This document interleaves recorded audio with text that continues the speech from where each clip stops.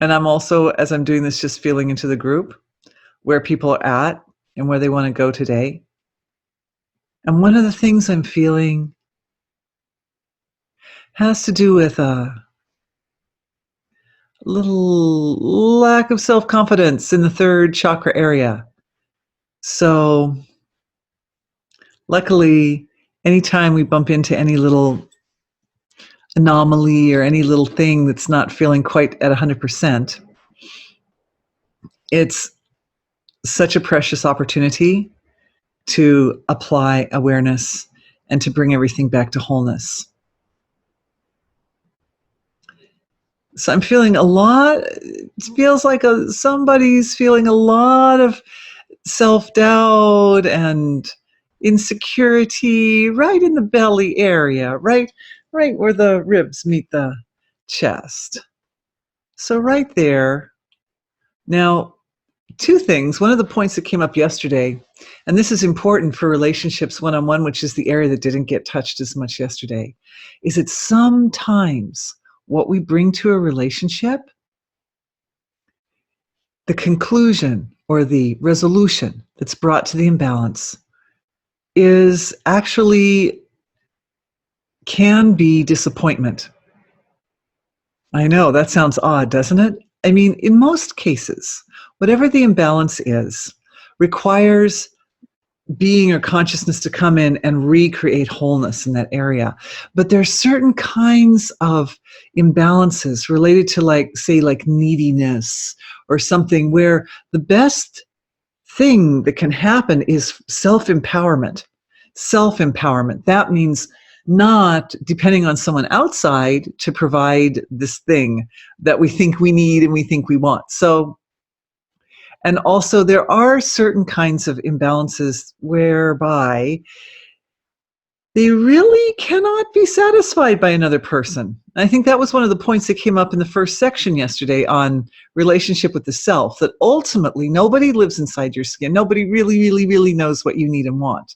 And ultimately the ability to completely self-nurture, self-satisfy, self-understand, self-validate, self-protect, etc., is the foundation for being able to establish a level of inner stability that results in satisfying relationships outside, satisfying relationships with others. And that feeling of, well, I can't and I don't have all the resources to do that. This is kind of like the review from yesterday. This comes from generally moments in childhood or early life, traumatic experiences of having to separate.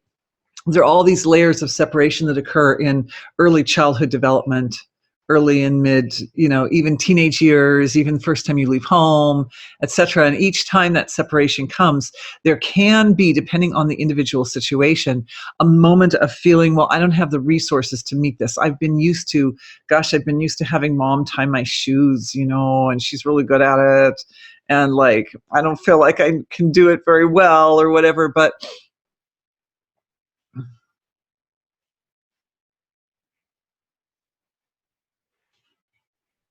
we did a big healing for each of those traumatic moments. Each of those moments where one felt like one was left in a situation over one's head, so to say.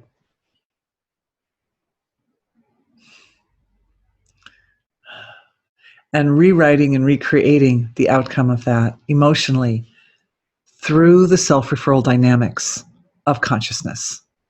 Because right now, we know how to tie our shoes, right? Right now, we have come through all those moments. I don't think I have anybody listening today who's a teenager, at least as far as I know. And so we've all been through those points and come out the other end and are successfully able to meet various basic needs, including emotional needs. And the pleasure and joy of moving awareness back through time, back through what we call the blueprint of the life, or the life story, which tends to sit here in the fifth chakra area. So moving awareness back through the life story and finding each of those moments and each of those points. And the important thing about these points is not so much, oh, because it was a traumatic experience, because I was doing some separation or something. The important thing is there are a lot of moments in our life where whatever action we were performing was supportive of evolution. We were making decisions that were very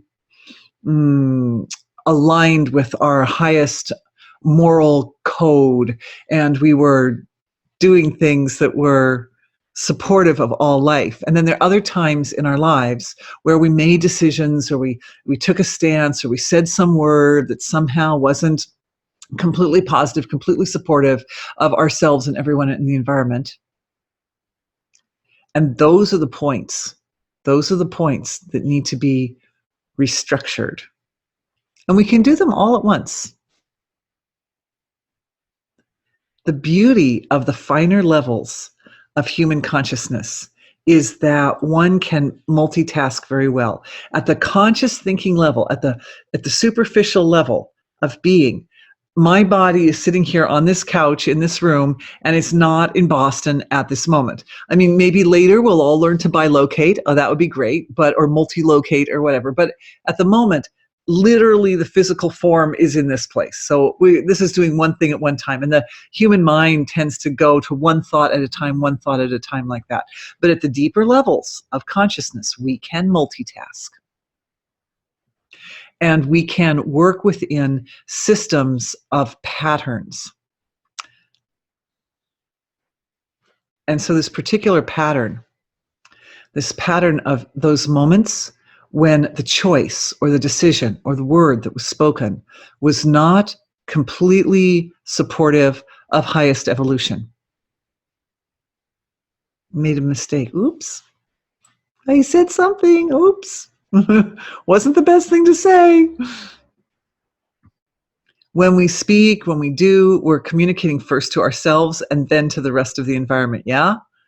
Because whatever comes out has a greater impact on the speaker than it does on those who hear it. So it's a process going back through the layers of the life story and gently, first of all, taking things out of a context where it's like a huge crime.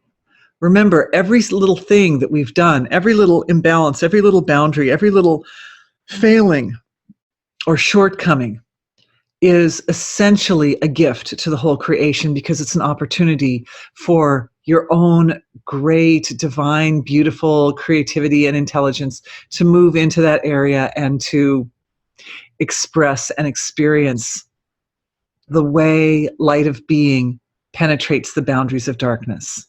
So the first thing is, even if it's something horrible, I brought up the example last night from my family. I think it's a great-grandfather who locked his family in a closet and set the house on fire.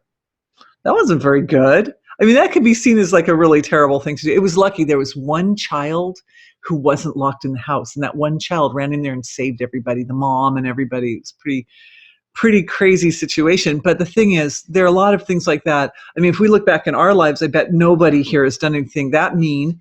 Good question.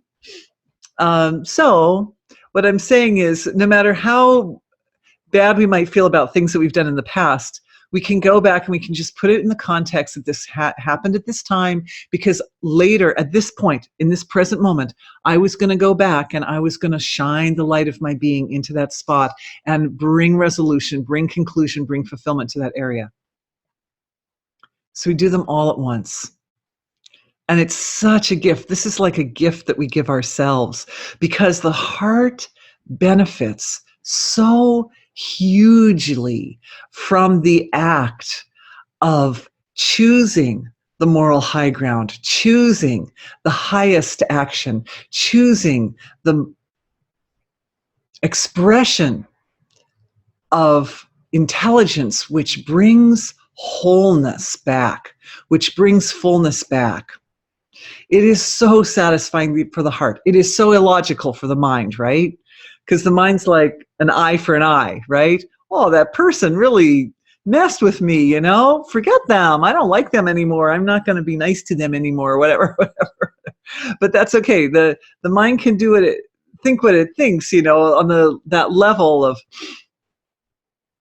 the relative, but the heart feels so good to say, oh, that person, they really were not very nice to me. How can I totally shower them with love?